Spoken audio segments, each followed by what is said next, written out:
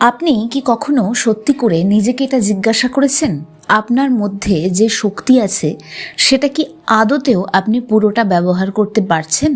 আমরাই কি সবটা ব্যবহার করে থাকি, নাকি আমরা এখনো নিজের একটা ছোট্ট অংশ নিয়েই বেঁচে আছি? সবাই চেষ্টা করছে, লড়াই করছে, নাম করছে, জব করছে, কিন্তু তবুও মাঝে মাঝে মনে হচ্ছে কিছু তো একটা মিসিং। ঠিক এখানেই শুরু হয় আসল অনুসন্ধান। আমরা ছোটবেলা থেকে একটা কথা শুনেছি, অষ্টসিদ্ধি অর্থাৎ অলৌকিক শক্তি। কেউ অদৃশ্য হয়ে যায়, কেউ সব কিছু নিয়ন্ত্রণ করে, এই ধরনের। কিন্তু যদি আমি বলি এগুলো বাইরের গল্প না, এগুলো আসলে আপনার ভিতরের আধ্যাত্মিক ও মানসিক শক্তির প্রতীক, আপনার চেতনার জাগরণের এক একটা স্তর। আর এই শক্তিগুলো জাগ্রত হয় কিসে? নাম, জপ, ধ্যান। শ্রী শ্রী রাম ঠাকুর খুব সহজ করে বলেছিলেন, যে নাম সেই ভগবান। এই একটা বাক্য যদি আপনি বুঝে ফেলেন, বুঝে ফেলা মানে উপলব্ধি করে ফেলা, এমন উপলব্ধি যে উপলব্ধি ভেতর থেকে কখনো যাচ্ছে না, সেই উপলব্ধিটাই আপনার পরিচয় হয়ে উঠছে। সেই অবস্থায় আপনার অন্তরে অষ্টসিদ্ধির দরজাও খুলে যায়। যারা আধ্যাত্মিক মার্গে অনেক দূর যায় তাদের কাছে এই সব প্রাপ্তি ঘটে থাকে, কারণ নাম শুধু শব্দ নয়, নাম হলো চেতনার অ্যাক্টিভেশন। আজকে আমরা এই অষ্টসিদ্ধির চেতনা সংক্রান্ত দিক দিয়ে কিছু বাস্তব অর্থ আলোচনা করব, এটা বোঝাতে যে নাম, জপ, ধ্যান এগুলোর মধ্যে দিয়ে আমরা আসলে চেতনার কোন কোন দিকগুলোকে জাগিয়ে তুলতে পারি। প্রথম সিদ্ধি হচ্ছে অনিমা, নিজেকে ছোট করা। এটা কিন্তু শরীর না, অহংকার। আপনি যতক্ষণ ভাবছেন আমি জানি, আমি ঠিক, ততক্ষণ আপনার চেতনা কিন্তু বদ্ধ হয়ে রয়েছে। ঠিক যখন আপনি নিজেকে এটা বলবেন যে আমি শিখছি, তখনই জপ গভীর হবে। ঠিক এই দশাটা হচ্ছে প্রথম সিদ্ধি। দ্বিতীয় সিদ্ধি কি? মহিমা। এখানে চেতনার বিস্তার হয়। আপনি কি শুধু নিজের সমস্যাকেই একমাত্র সমস্যা বলে ভাবেন, নাকি জীবনটাকে একটু বড় দৃষ্টিতেও দেখতে পারেন?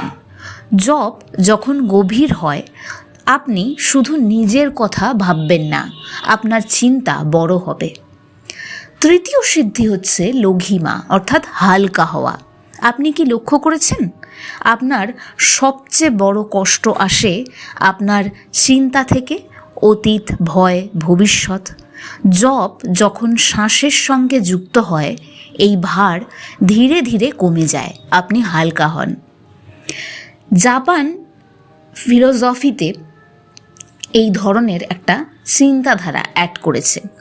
জাপানিজ ফিলোসফিতে একটা সুন্দর কথা আছে এই নিয়ে, চিন্তার ওজন বড় ভারী, আর পথে চলতে গেলে আমাদেরকে খুব হালকা হতে হয়। এতটাই হালকা যেন অতীতটাও আমাদের সাথে না যায়, গতকালটাও আমাদের কাছে অনেক ওজনের, কাজেই গতকালটাও ছেড়ে দিতে হবে। পরবর্তী সিদ্ধি হচ্ছে স্থিরতা। আপনার কি নিজের ভেতরে কোনো ভিত্তি আছে, নাকি পরিস্থিতি বদলালে আপনি বদলে যান? ধ্যান আর নাম আপনাকে ভেতর থেকে দৃঢ় করে। পরবর্তী সিদ্ধি হচ্ছে প্রাপ্তি, যা আসলে সচেতনতা। বিশ্বাস করুন, প্রত্যেকটি মানব সত্তার কাছে এর চেয়ে বড় প্রাপ্তি নেই। এই প্রাপ্তিটাই মানুষকে আসল ভালো মন্দ, সঠিক বেঠিক সব কিছু চিনিয়ে দেয়। আপনি কি মানুষের অনুভূতি বুঝতে পারেন? পরিস্থিতির গভীরতা ধরতে পারেন? জপ যখন গভীর হয়, তখন আপনার পারসেপশন আস্তে আস্তে বদলে যায়। পরবর্তী সিদ্ধি হচ্ছে প্রাকাম্য, ইচ্ছা শক্তি। আপনি কি সত্যি যা চান তা অর্জন করতে পারেন? কারণ বেশিরভাগ মানুষ চায়, তারা কিন্তু আদৌ জানে না এই চাহিদা আদতেও সঠিক কিনা, নাকি শুধুমাত্র মোহ দ্বারা চালিত একটি চাওয়া। তারা তাই স্থিরও থাকতে পারেন না। জপ মনকে একাগ্র করে, আর একাগ্র মনই বাস্তবতা তৈরি করে। ইচ্ছা পূরণের এই শক্তি আসার আগে মানুষের কাছে সেই সুবিচার আসা জরুরি, যা পূর্বের সিদ্ধিতে আমরা উল্লেখ করেছি, সচেতনতা, যাতে মানুষের এই বোধ তৈরি হয় যেটা চাইছি সেটা যেন আমার জন্য, আমার চারপাশের পরিস্থিতির জন্যে সবসময় ভালোটাই নিয়ে আসে, উচিতটাই যেন হয়। পরবর্তী সিদ্ধি হচ্ছে ঈশিত্ব, অর্থাৎ নিজের জীবনের নিয়ন্ত্রণ। আপনি কি নিজের জীবন চালাচ্ছেন নাকি পরিস্থিতি আপনাকে চালাচ্ছে? ধ্যান আপনাকে রিয়াকশন থেকে রেসপন্সে নিয়ে যায়। কোন পরিস্থিতিতে আপনি কী ধরনের রিয়াকশন দেবেন, সেটা যদি সামান্য রাগও হয়, সামান্য দুঃখও হয়, সেটা চুজ আপনি করতে পারবেন। সেই চয়েস করার একটা ক্ষমতা তৈরি হয়, এটা অনেক বড় প্রাপ্তি। পরবর্তী সিদ্ধি হচ্ছে বশিত্ব, নিজেকে নিয়ন্ত্রণ। এটা সবচেয়ে বড় শক্তি। আপনি কি নিজের রাগ, ভয়, আসক্তি কন্ট্রোল করতে পারেন? ধরুন আপনি দেখছেন আপনার মধ্যে একটা ইমোশন তৈরি হচ্ছে, আপনি সেটাকে নিয়ন্ত্রণ করতে পারছেন, কারণ অতি আবেগ অতি বিপদ ডেকে আনে। যে নিজের মনকে জয় করতে পারে সে সব কিছু জয় করতে পারে। এখন একটা গুরুত্বপূর্ণ প্রশ্ন, এই সব শক্তি জাগবে কিভাবে? শুধু বই পড়ে, শুধু ভিডিও দেখে? না, শুরু করতে হবে নাম দিয়ে। কিন্তু নাম মেকানিক্যাল হলে হবে না। শ্বাসের সঙ্গে নাম যুক্ত করুন। শ্বাস ভিতরে যাচ্ছে, কৃষ্ণ, শ্বাস বাইরে যাচ্ছে, আবারও কৃষ্ণ। একইভাবে আপনি আপনার ইষ্টের নামও করুন। যদি হনুমানজির ভক্ত হয়ে থাকেন তাহলে বলুন জয় হনুমানজি। এভাবে যে কোনো ইষ্ট নামেই আপনি একাত্ম হয়ে যেতে পারেন, কিন্তু শুরুটা করুন। এই উপায়ই আপনার মন, বুদ্ধি, প্রাণ এক জায়গায় আসবে।